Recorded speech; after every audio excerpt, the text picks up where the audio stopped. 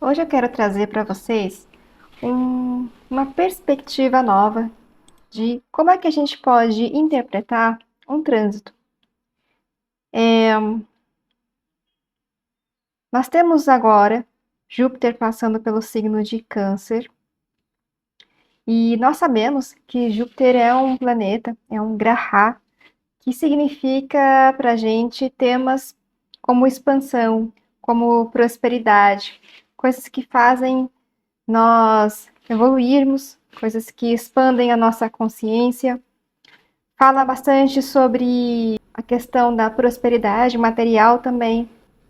Traz questões como família, por ser o signo de Câncer, e traz também algumas questões a respeito dos nossos sentimentos, de coisas que estão guardadas com a gente há muito tempo, o que faz pensar em memórias, em sensações, em nostalgia, em coisas que estão com a gente já há muito tempo, condicionamentos, tendências emocionais, principalmente, e jornadas espirituais, jornadas de autoconhecimento.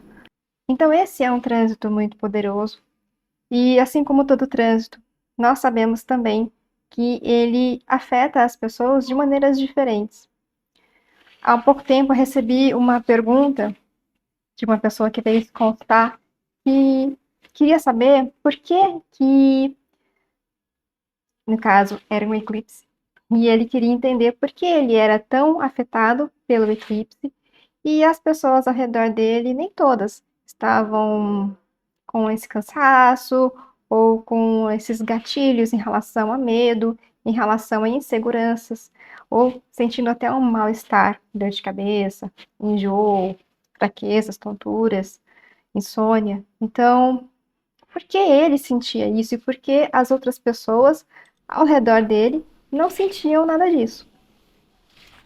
E a resposta, ela não é uma resposta muito fácil. A princípio, existe uma frase que é muito fácil ser dita, que é: cada pessoa tem o seu mapa, e o seu mapa traz promessas diferentes.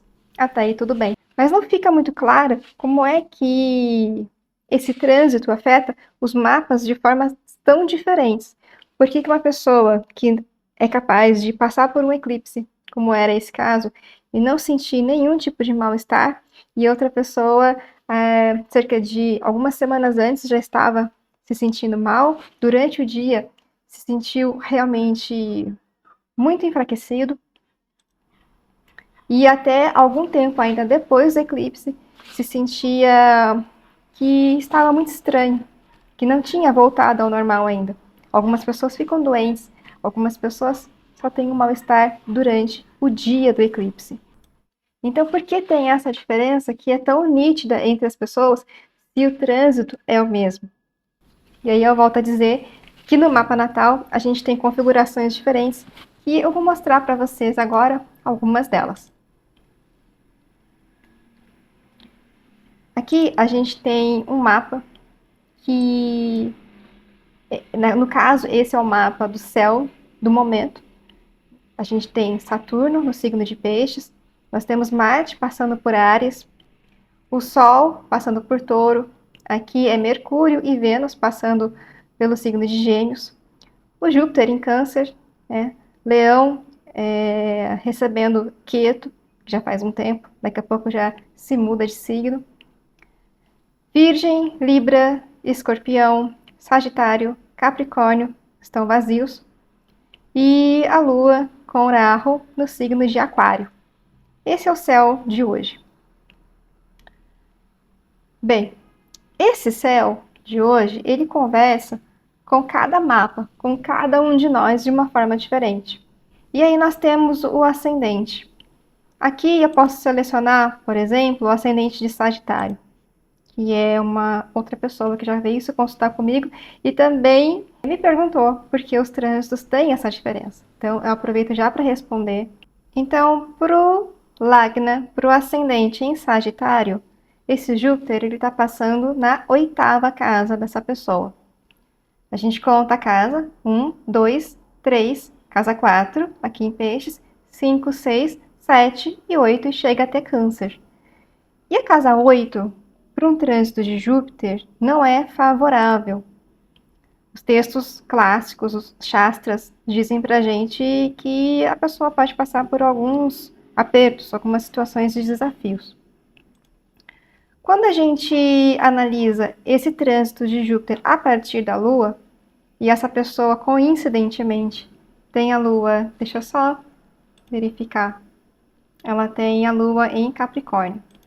Então, ela tem a Lua em Capricórnio, eu vou mudar aqui o Lagna para Capricórnio, na cara, para a gente saber se esse trânsito de Júpiter é favorável para ela.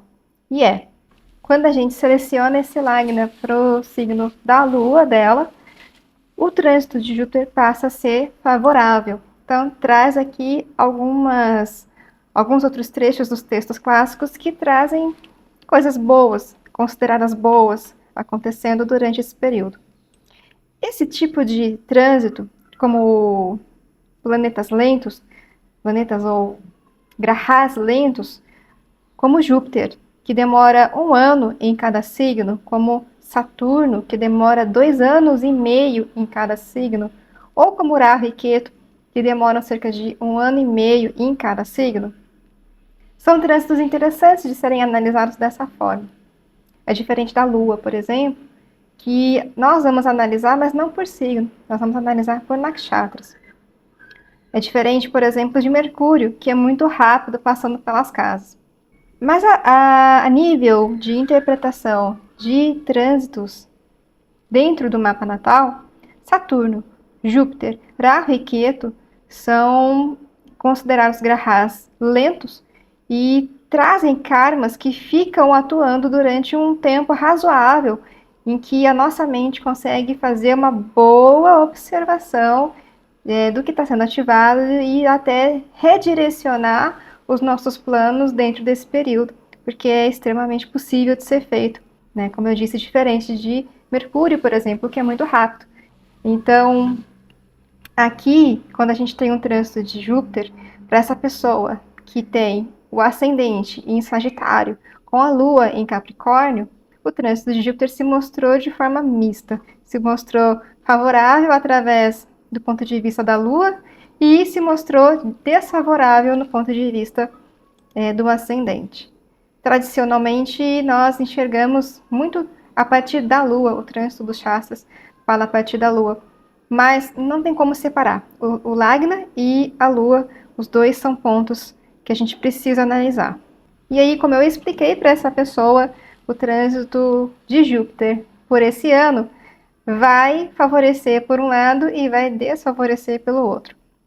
De qualquer forma, o próprio trânsito de Júpiter vai passar também por retrogradações, vai fazer conjunções, a gente tem a questão com Ketu, e para essa pessoa em especial, Ketu, né, todas as conjunções que Júpiter vai fazer com Ketu, quando a gente considera que isso, para esse tipo de mapa, para essa configuração que eu acabei de falar, esse Júpiter passa na casa 8, então a gente tem aqui uma confluência sobre os temas de casa 8 e os temas de Ketu, né? Encerramentos, rupturas e diversos outros temas que essa pessoa pode vivenciar durante esse período.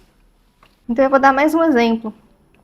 Aqui em relação ao Rahu e Ketu, que seriam bons exemplos, mas a questão aqui fica mais para o tema de eclipses, então vamos falar de Saturno. Saturno passando para essa pessoa que tem o ascendente em Sagitário, ele se mostra um trânsito desfavorável, porque fala sobre perdas, fala sobre separações, enfim, rupturas, né? Como essa pessoa tem a Lua em Capricórnio, que é Makara Arashi, então aqui eu posiciono o Lagna,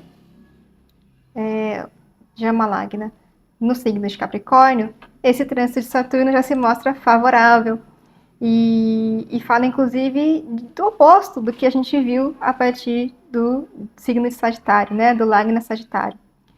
Então aqui também tem uma configuração mista, onde a partir do Lagna o trânsito de Saturno se mostra desfavorável, e a partir do signo da Lua, do Dhyamarashi, a pessoa tem Saturno passando por um lugar favorável para ela. E como saber quais são as áreas que esses dois, por exemplo, vão acabar afetando, né, durante esse período. Então aqui, como para o Lagna Capricórnio, Saturno rege a casa 1 e a casa 2, fala bastante dessa região da cabeça, da garganta, do pescoço, sobre a fala, sobre questões de valores, dentre várias outras coisas que a casa 1 e a 2 também trazem. E a partir do Lagna Sagitário, que essa pessoa tem um ascendente em Sagitário, esse Saturno, ele rege a casa 2 também, então a gente tem uma confluência de casa 2 e de casa 3. As coisas em comum entre casa 2 e casa 3 é a questão da comunicação. Então, pode ser que o tema de comunicação ou até mesmo o tema de família, principalmente irmãos, seja mais afetado.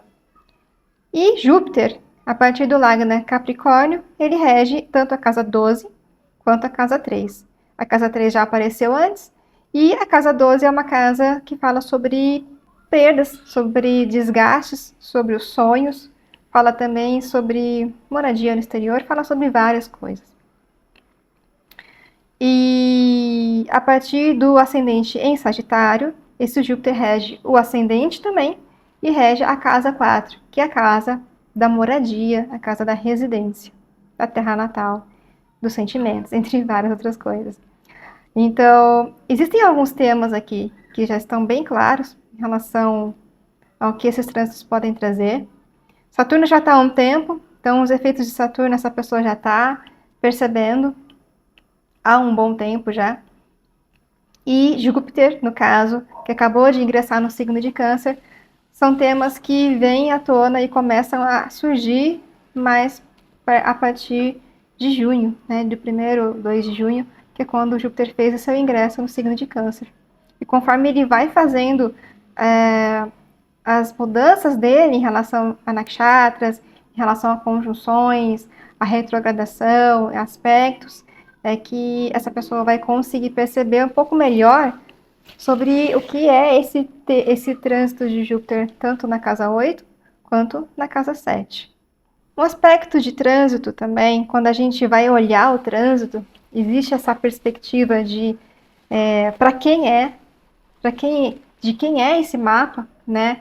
De quais casas esse Júpiter rege, por exemplo, a gente está falando aqui de Júpiter, quais casas Júpiter rege, quais são os temas que Júpiter rege nesse mapa, mas também em relação a Dashá.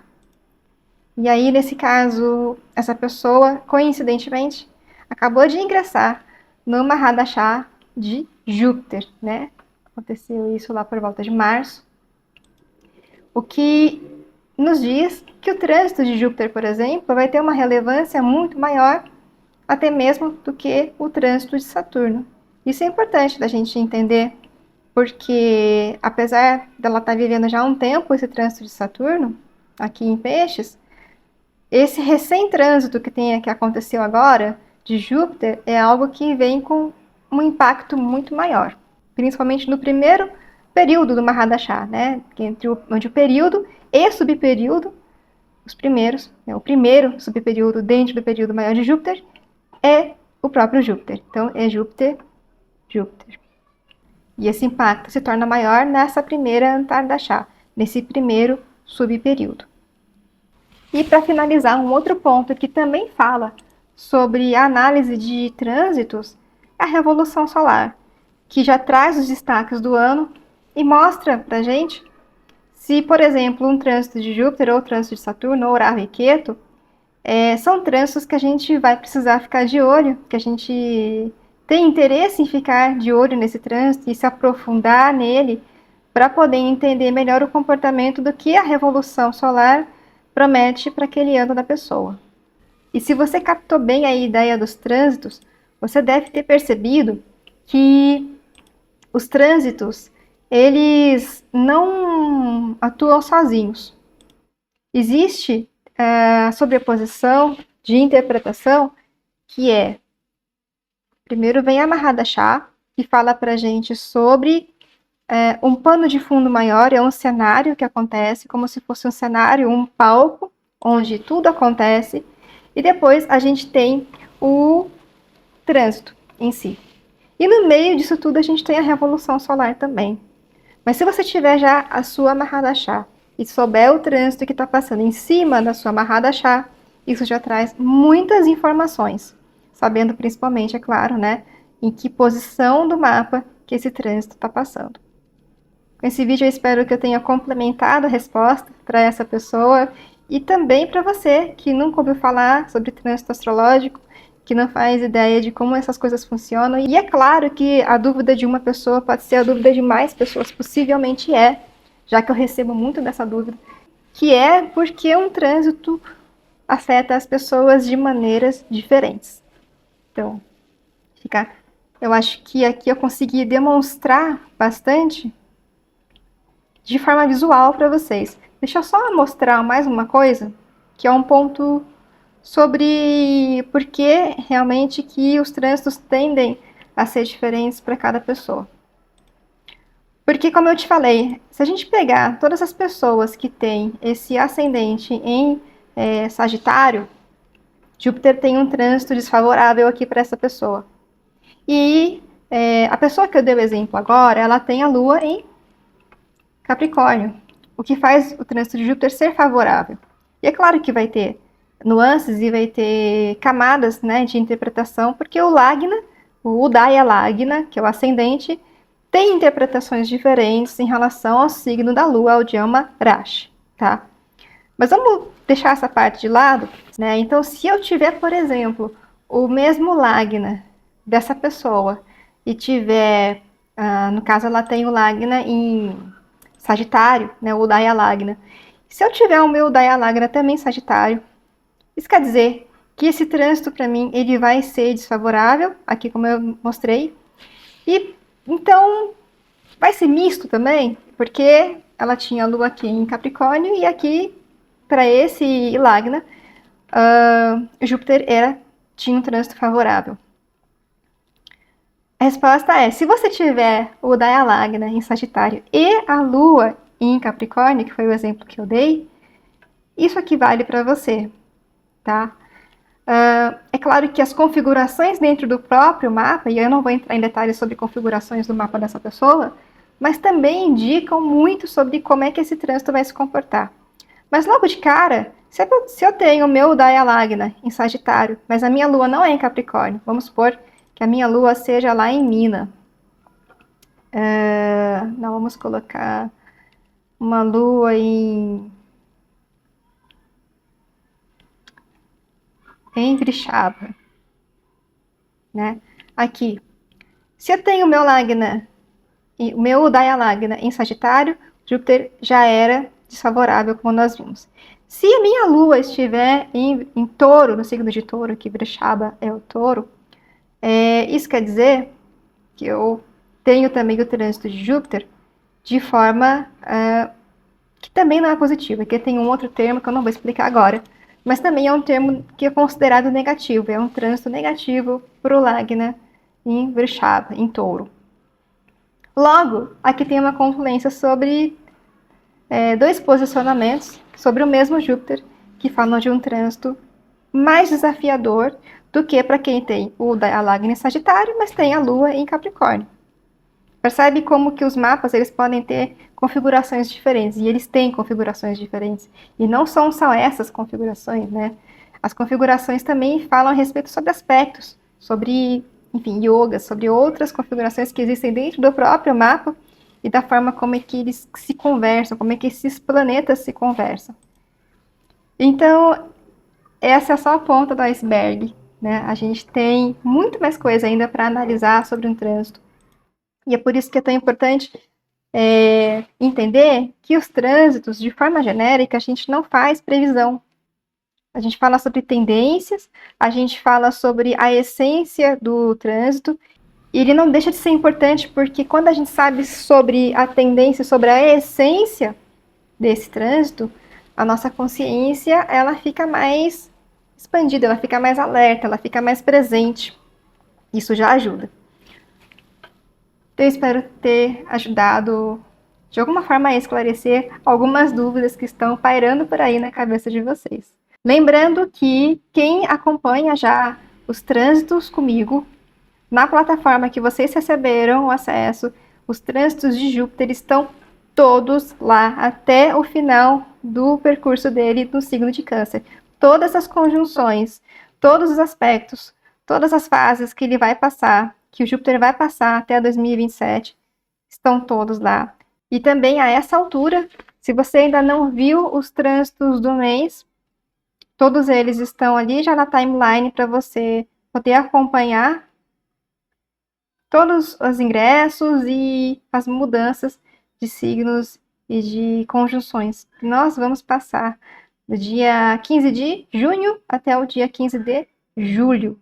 Tá tudo lá. Espero que vocês estejam acompanhando, estejam gostando. Então, bom trânsito para todos vocês.